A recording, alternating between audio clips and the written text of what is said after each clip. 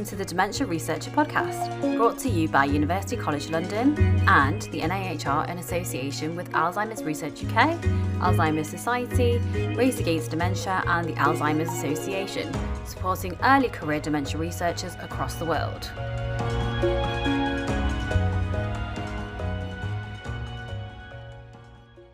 Hi everybody, I'm Dr Anna Volkmer and I am delighted to be back in the hot seat to host this week's Dementia Researcher podcast. Now, in 2017, the Global Action Plan on the Public Health Response to Dementia 2017 to 2025 was unanimously adopted by the World Health Organization member states. The Global Action Plan provides a set of actions to realise the vision of a world in which dementia is prevented and people with dementia, living with dementia and their carers, receive the care and support that they need to live a life with meaning and dignity. Today we're going to be discussing the World Health Organization's Global Observatory Knowledge Exchange platform and the blueprint for dementia research. As both a senior research fellow at UCL and a clinical speech and language therapist specialising in dementia, implementation of research into practice is actually what motivated me to do research in the first place. So today I'm delighted to be joined by Jim Mann, a person living with dementia and a peer reviewer for the World Health Organization's Global Dementia Observatory Knowledge Exchange platform. Hello, Jim. Hello, and Anna. Laura Garcia Diaz, who works for the World Health Organization's Brain Health Unit. Hi, Laura. Hey, Anna. Now, you're both here to talk to us about how the Global Observatory Knowledge Exchange platform aims to support this whole process. Jim and Laura, before we get started, would you like to tell us a little bit about yourselves and the platform to get us going? Perhaps, Laura, you could go first? Sure. Thank you, Anna. And thanks so much for having us today. We're very excited to talk about a topic that I think the three of us are quite passionate about, which is implementation of research findings. So as you mentioned, I work for the WHO's Brain Health Unit, and I've been fortunate enough to facilitate a lot of the processes that go behind the platform. So I'll talk a little bit more about that through our conversation. And I have worked in knowledge translation related to dementia, for about 5 years now. I started in Canada, and in this new role, I've been working with Jim in different parts of the world, and we are united again here today. So it's always delightful to be, with him in these spaces, and I look forward to the conversation. Brilliant. Thank you so much, Laura. Jim, would you like to introduce yourself? Sure. My name is Jim Mann, and I live on the west coast of Canada, and I have Alzheimer's and have had that since February, or the diagnosis since February 2007. And following that, I've been very active on various boards and various research projects here and in other countries, and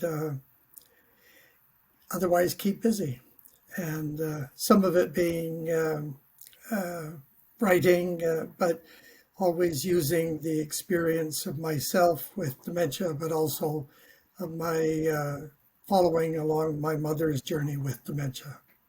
Well, thank you so much for being here today. It's such a privilege to have you here, Jim and Laura. I'm going to get straight into the questions.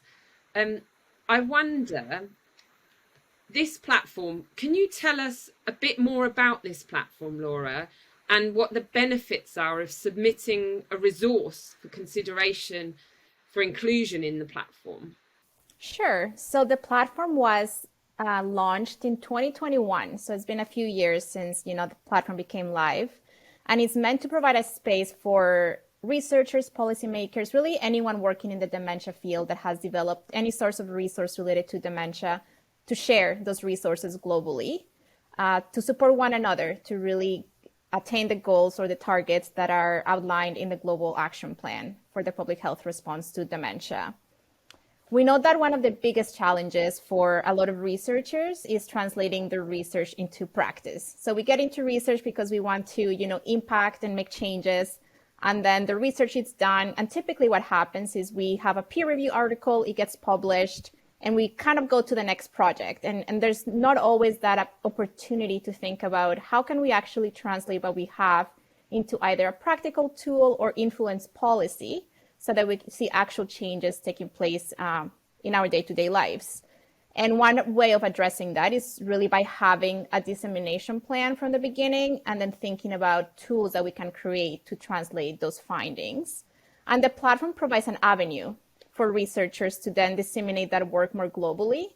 So I always envision, people coming together, exchanging resources, and hopefully eliminating duplication of efforts. We know that a lot of time, resources, energy goes into developing these resources. So ideally, this would be a place where we can share some of that to lower the duplication of efforts and really work together to improve the lives of people living with dementia globally.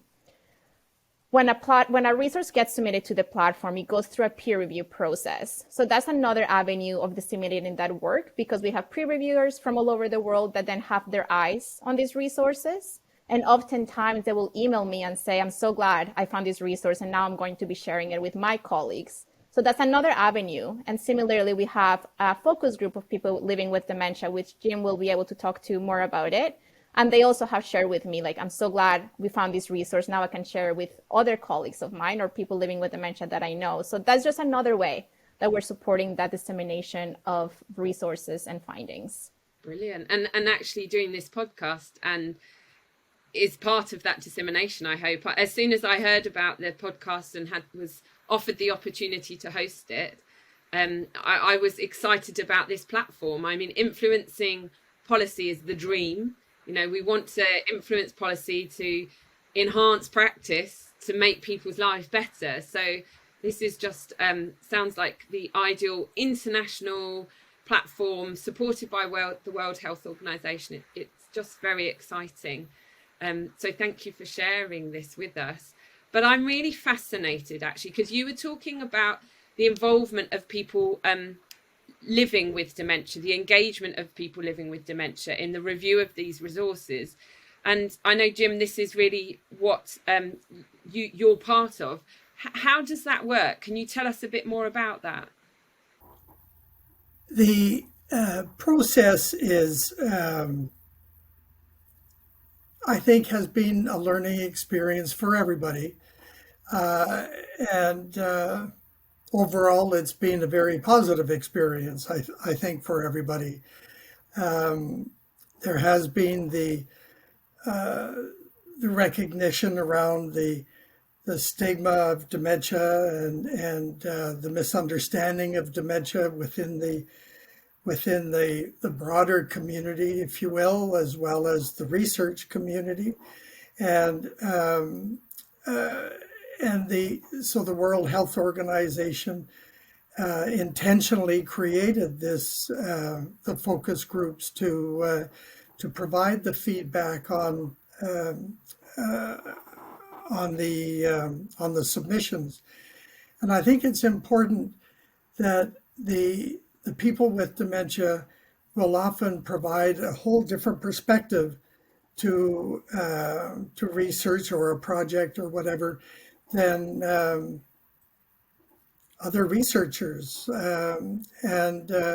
Certainly I remember on a project talking amongst the three of us with dementia, and the researchers in the background. A couple of times I'd hear whisper, oh, I'd not thought of that in that way, or that's a different perspective. And so I think that I give credit to the World Health Organization to understanding that and creating that and supporting the group. And they support the group by making sure the information is sent out about a week before, so that we do have the opportunity to not just read it, but to understand the context and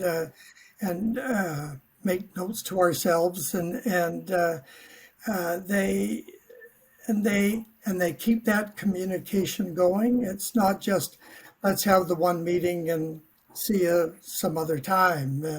It is ongoing, and it is.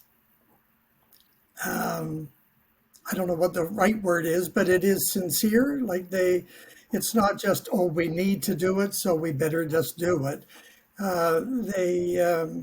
We do engage with World Health Organization, and certainly the facilitator that we have in our group, and they have a relationship with us, and I think it has proved to be very, I dare say, successful, because there have been some resources that we have not necessarily approved because the wording is wrong, because their approach has been wrong. They haven't, in fact, included people with dementia. So I think that perspective is such an important part of the review process. Can I ask you a follow-up question? As a speech and language therapist, I'm, I guess, obviously very interested in communication. And I was just pondering, is there anything that the organisation does to support communication difficulties? I mean, you said that that you get information sent out in advance and you have focus group kind of discussions. Is there anything else that happens to support communication?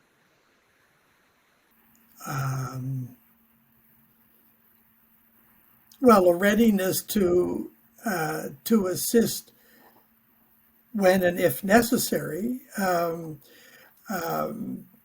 If there's a challenge with one program, we'll connect via another one. And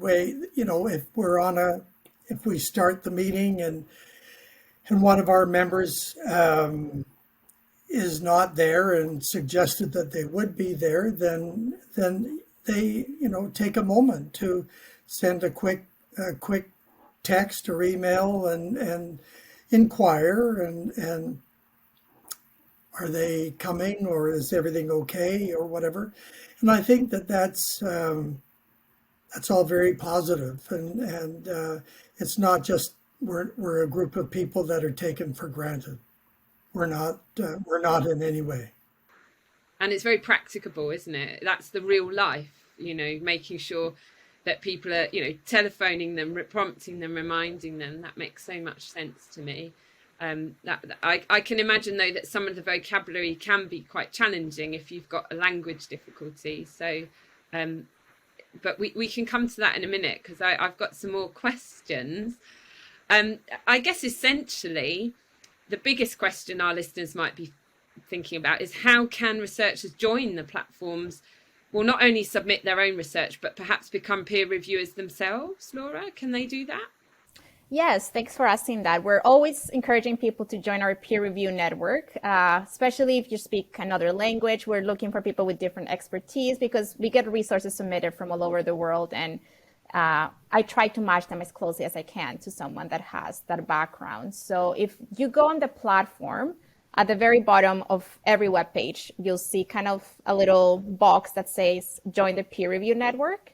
And when you click on that, you'll just have to fill out a survey just for basic information for me to gauge, what your background is, making sure you're meeting certain criteria that we need. And we do ask for your CV just to double check your background. And once we review all of that, and if it looks like you'll be suitable to join the peer review network, we just send out some forms that would have to be completed to join that network. And I do want to add that we have caregivers that have joined the network. It doesn't have to be a researcher. Anyone with lived experience can join. We have some people living with dementia that actually have chosen to join a more traditional way of reviewing resources through the peer review network instead of the focus group. So what I do when a person living with dementia is interested in supporting our work, I always have a one-on-one meeting with them, try to gauge what's the best way that they'd be able to provide that type of feedback. And then based on that, either the focus group, the peer review network, or we can just find other ways, again, going back to communication, to support their feedback, to make sure that their views are included in the review process. Lovely. So it's very person-centered, which we like to hear, because of course everybody has different communication needs and difficulties. So that's fantastic, and I'm sure really reassuring for any of our listeners who might be living with dementia.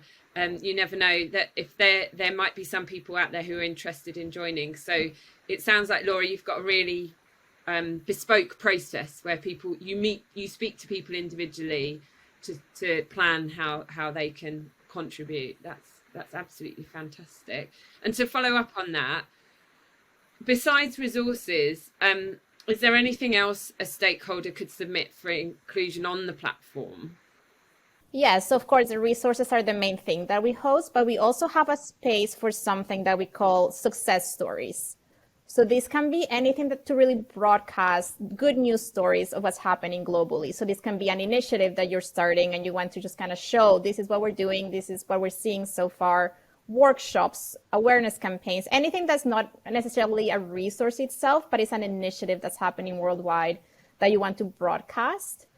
We also take those in, and I typically work with anyone that wants to submit that. We draft something quite short and simple, and then we can link that, to other sites where the person can find more information about that. So if anyone is interested in kind of just broadcasting some of their work initiatives, good news stories, we always like to hear good news of what's happening worldwide, then they can definitely connect with me, and then we can create a success story. So everyone else can also learn from your work. Right. So it's not just for I know we've been talking about translational research. It could be if somebody is doing something much more lab-based, they could still think about uploading it to the platform using, is that fair? The kind of good news stories, or have you got any examples? One avenue. Yeah. Do you have examples of that to share with our listeners? I imagine that would be really useful. Yeah, like things that I can think of right now have a lot to do with dementia-friendly initiatives. So let's say creating like a group in a cafe of people that have come together. So those are a lot of the ones that we have gotten so far. A few things came out to support people living in a crisis. The Ukraine crisis is an example. Some resources, like some work that has been done to ensure people living with dementia are still supported during times of a crisis. So we have that up right now, and some workshops that we have kind of been involved in worldwide to just showcase that people are coming together to talk about how we can best support not only people living with dementia, but also the research community as a whole. No, I was just going to say, Anna, that I look at the success stories as a continuation of that whole knowledge exchange process, because, we can all learn from success, and we can all learn from how success was achieved. And so I view even the success stories as a whole part of that knowledge exchange. Yeah, that makes sense. And actually, I often struggle to convey some of my research in more traditional forms, because what I do is often about personal stories rather than about, say, numbers. And which is, often there's a perception that research is about, something numerical, but actually personal stories, people's lives, that's often the biggest success, right? And that's a wonderful, I think that example from the Ukraine, that really brings alive what you're describing. How do you measure that in numbers? That's a real life success story. It's so moving. So, Jim, the global status report on the public health response to dementia shows that despite some encouraging efforts, most countries are far from reaching the adopted targets of this global action plan. I don't know, Jim, I'd love to hear it in your words. Can you share with us how the blueprint for dementia research can help meet those targets? What would be your opinion? I think that it will provide insight for some that they haven't had or don't have access to necessarily. an understanding of the global issue is that can be a part of their local issue, their local numbers, and in a lot of cases, and I would suggest that it increases the awareness of the global issue and the global concerns, the global points of what's the word? It also would point to areas of potential generation of new data that, we could go to this area or this group of people or whatever.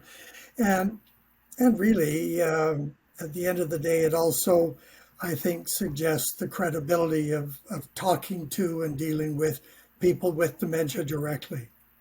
Laura, did you want to add anything? Yeah, just add a little bit of a background for what the Blueprint for Dementia Research is, because some of the listeners may not have heard about this. So this is a product that was launched by the WHO in the fall of last year. And the aim of this blueprint is to support the global prioritization of dementia research, and it provides a coordinated mechanism to facilitate timely and high-quality evidence generation, fast-track innovation, foster effective research and implementation, and really guide resource mobilization. So we know that research should be an integral part to our response to dementia. So all the global targets that are outlining the Global Action Plan would benefit from the fruits of research.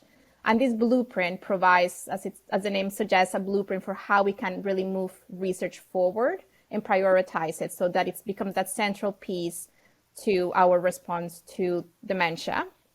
And it summarizes the current state of dementia research.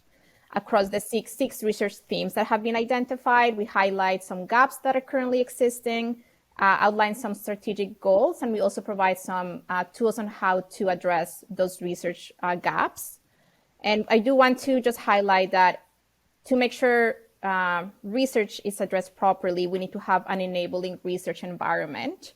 And that can be achieved through what we call drivers of dementia research. So in the blueprint, we have 8 drivers of dementia research. 2 of them are things that we're talking about today, which is knowledge translation and the engagement of people living with dementia throughout the research process.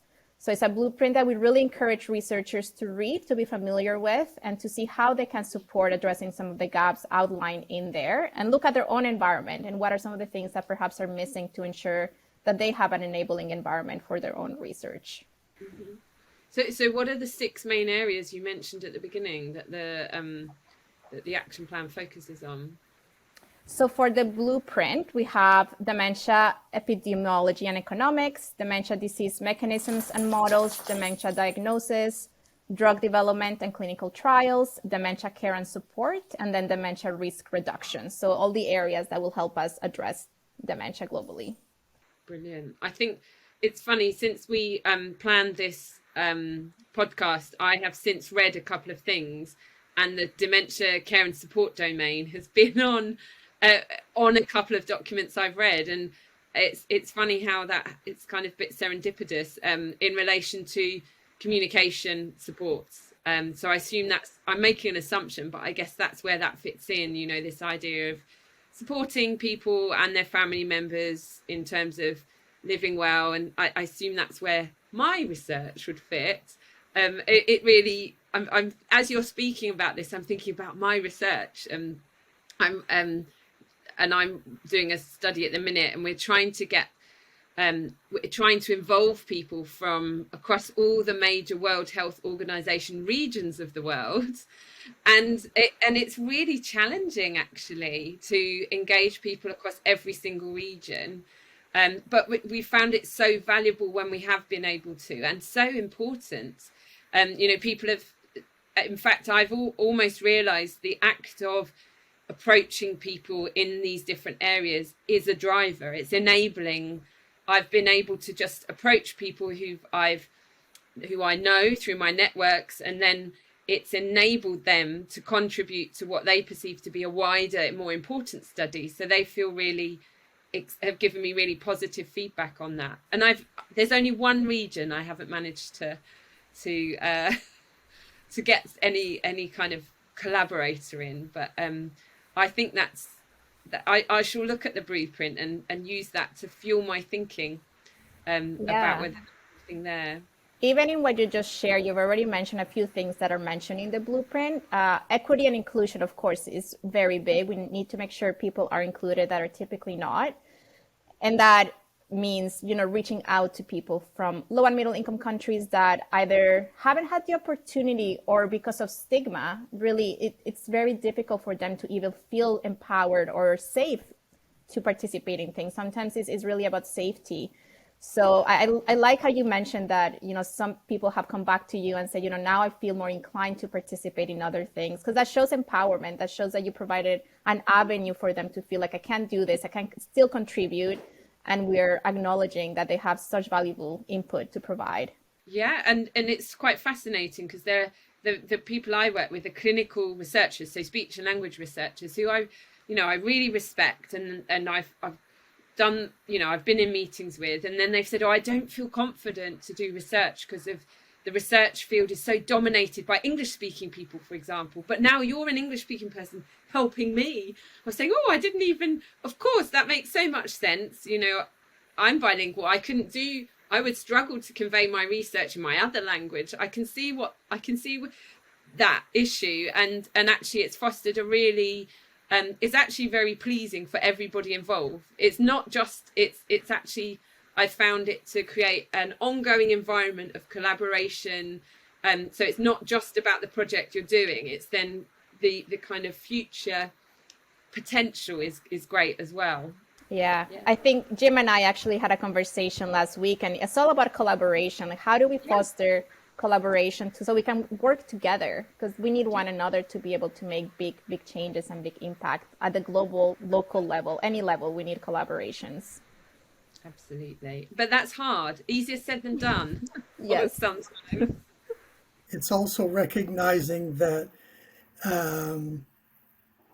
what happens in your part of the world may not, in fact, be the way it's done in another part of the world.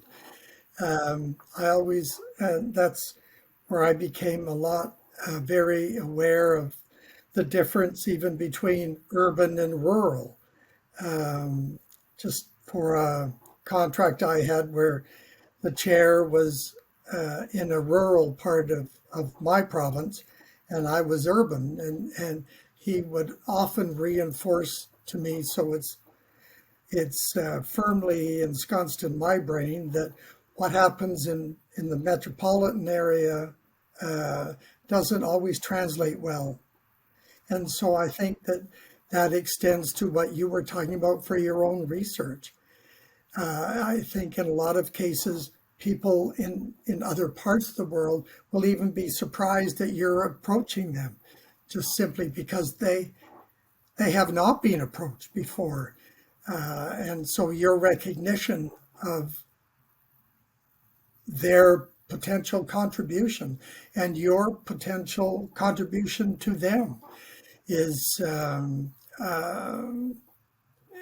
really well received, I suspect. As you say, their contributions are so valuable to me. I find it's really illuminating. Different people's priorities are illuminating. I don't always assume. I think with my clinical hat on, I've learned never to assume. But you have these ideas that everyone has the same or similar priorities for various reasons. But of course, for cultural, for economic reasons, for lots of reasons, our values, our beliefs, there may be huge differences, but there may, and we can learn from those differences and similarities. It's so, I can only advocate for collaboration. It's always been illuminating for me. I have that luxury. I feel like it's a great privilege to keep learning from people. And we've already been, so this, me sharing my I'm pretty good at talking, unfortunately, though, as a speech and language therapist. And I've gone and shared my own experience, my own example.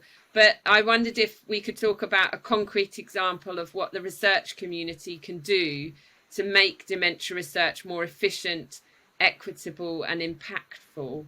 I don't know, Laura or Jim, who would like to take this one?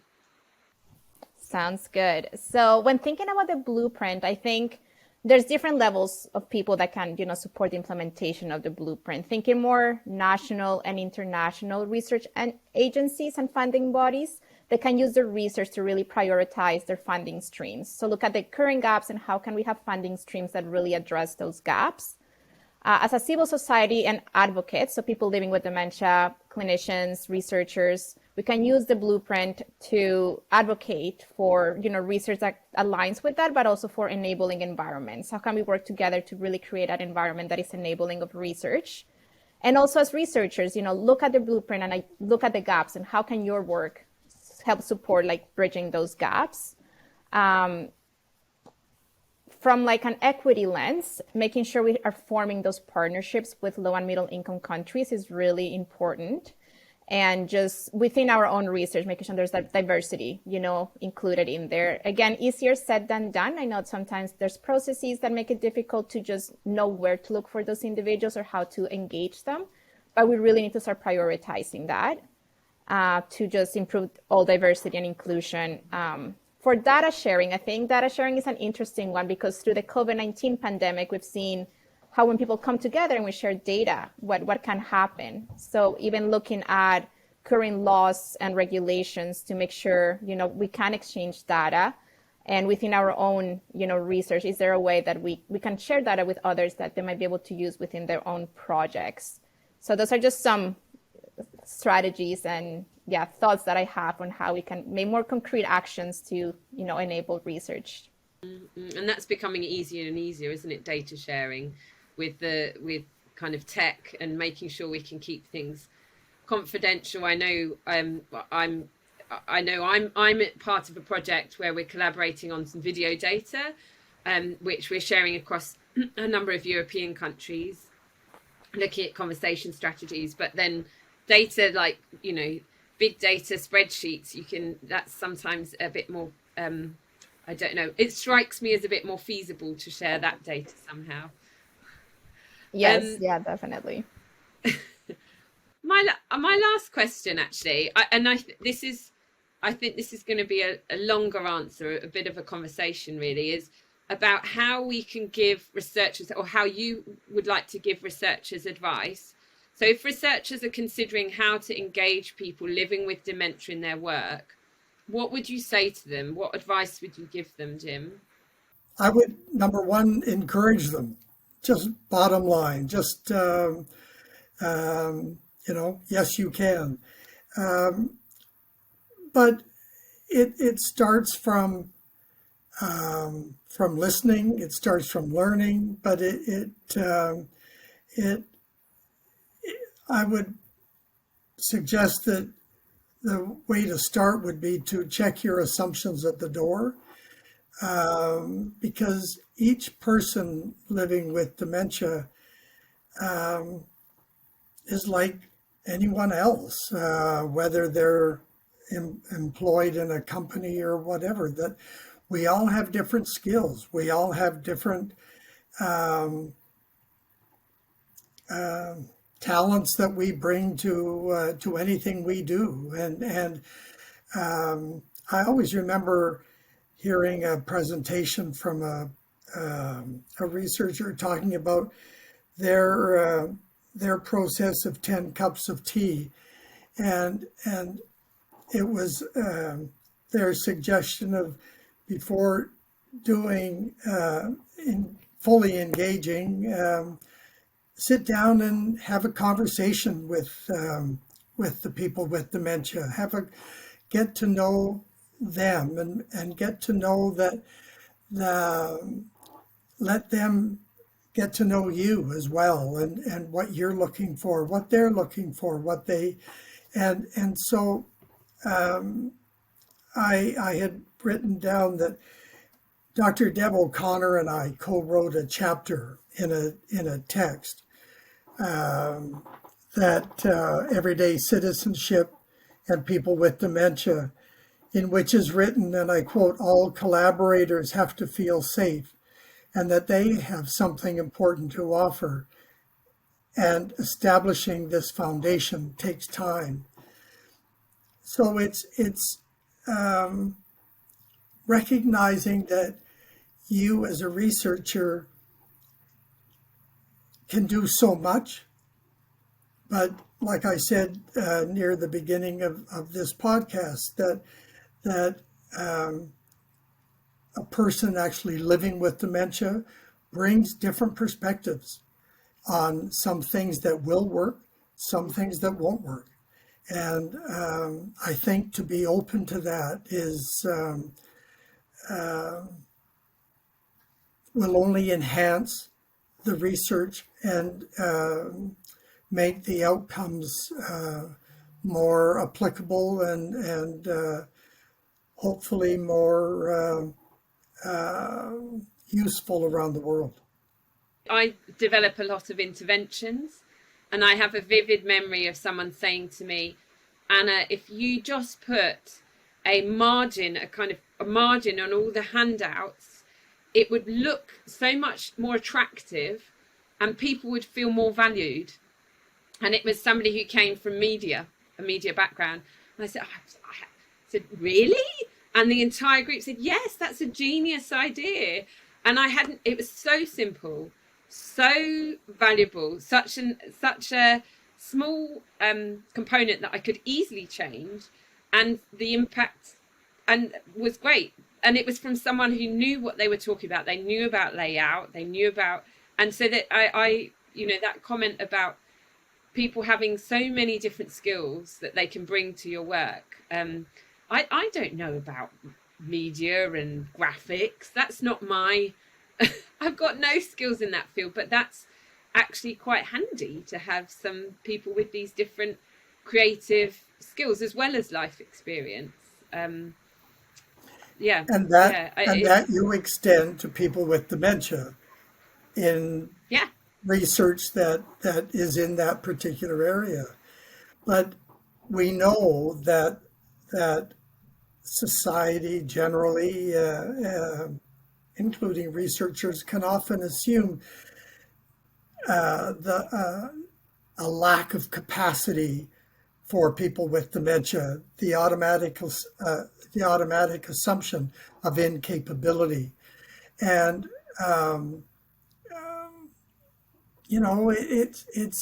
it's too easy to fall into that trap. I talk about unconscious bias in that way, in that it's that stereotype that is firmly placed, in the back of people's minds, that you're not even aware necessarily of that, but it kicks in, and so it's just, in some ways it's be open to possibilities, and you may be really, really surprised. This is such a key component. It makes, you'd have a cup of tea with your colleague over a meeting, wouldn't you? So why wouldn't you have a cup of tea with a person living with dementia? It's the same kind of familiarity, the same sense of collaboration and collegialness that you're trying to foster. So I have to say, refreshments, cake, tea, that I can see why they're essential. Yeah, but I think that so many people will be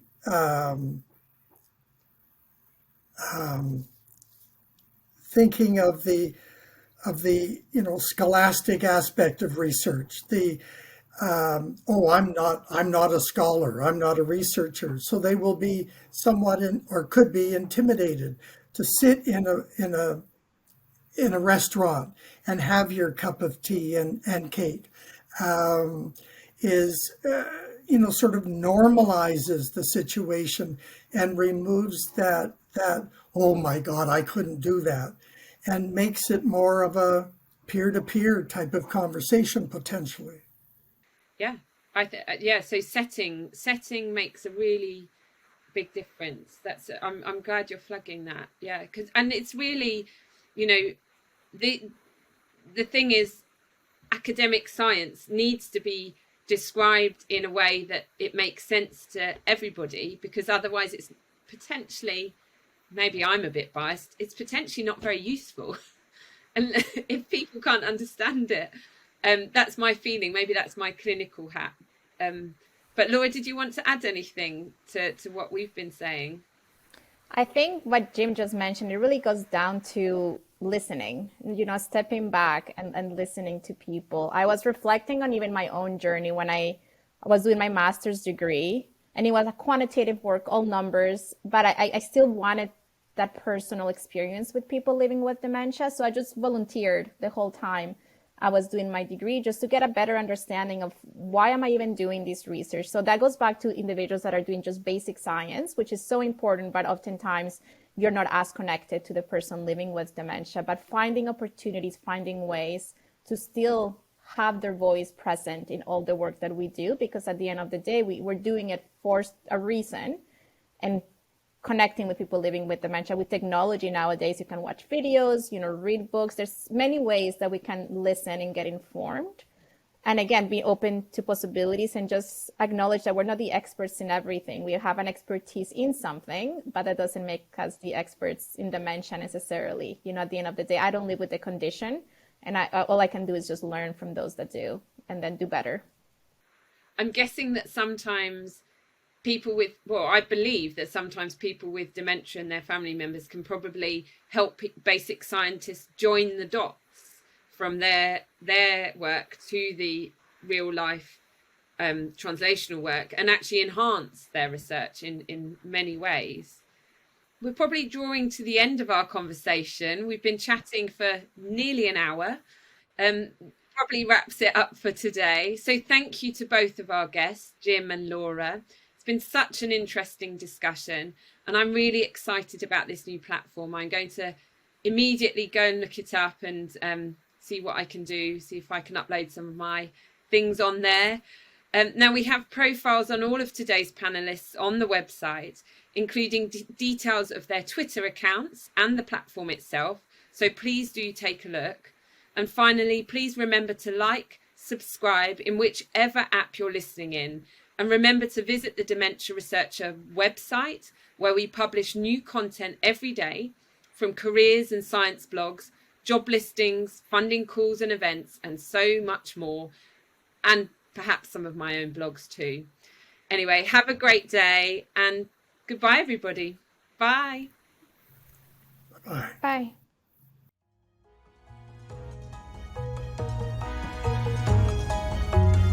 Brought to you by dementiaresearcher.nihr.ac.uk in association with Alzheimer's Research UK, Alzheimer's Society, Race Against Dementia, and the Alzheimer's Association, bringing you research, news, career tips, and support.